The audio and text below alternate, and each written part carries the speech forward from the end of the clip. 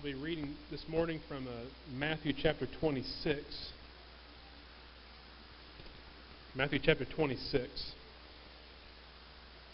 Now when evening came, Jesus was reclining at the table with the 12 disciples.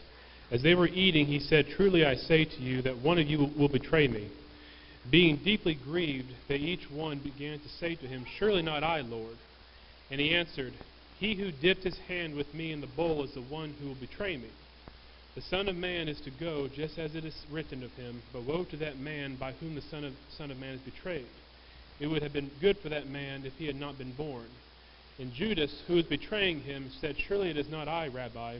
Jesus said to him, "You have said it yourself." While they were eating, Jesus took some bread, and after a blessing he broke it and gave it to the disciples and said, "Take, eat, this is my body." And when he had taken a cup and given thanks, he gave it to them, saying, "Drink from it, all of you, for this is my blood of the covenant, which is poured out for many for forgiveness of sins. But I say to you, I will not drink of this fruit of the vine from now on until that day when I drink it new with you in my Father's kingdom." After singing a hymn, they went out to the Mount of Olives. Then Jesus said to them, "You will all fall away because of me this night. For it is written, I will strike down the shepherd, and the sheep of the flock shall be scattered. But after I have been raised, I will go ahead of you to Galilee."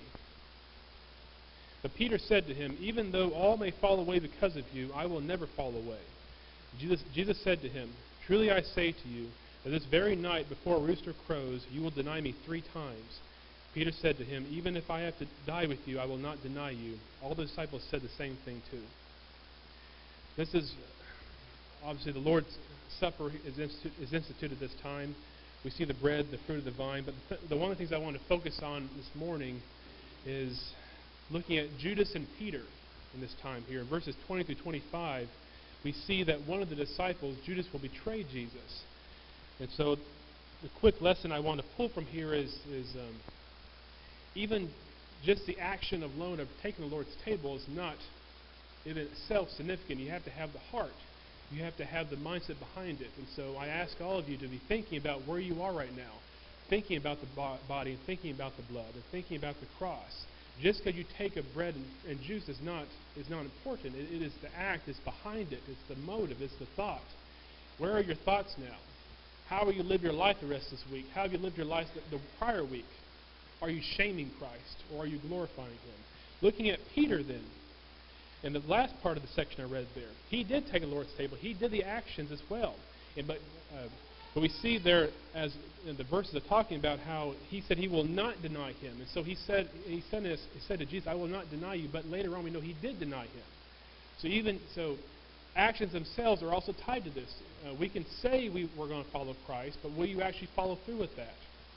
We can think that, we can believe that, but actions are tied to that as well. So we see here in these verses here that actions and thoughts must be tied to Christ, must be focused on Christ. Just the action of itself cannot save you. Just believing cannot save you. You must do both. And so we must remember that we are Christ's servants.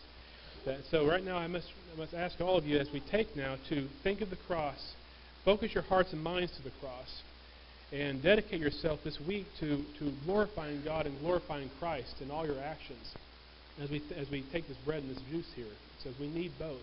Both must be tied together, the thought and the action.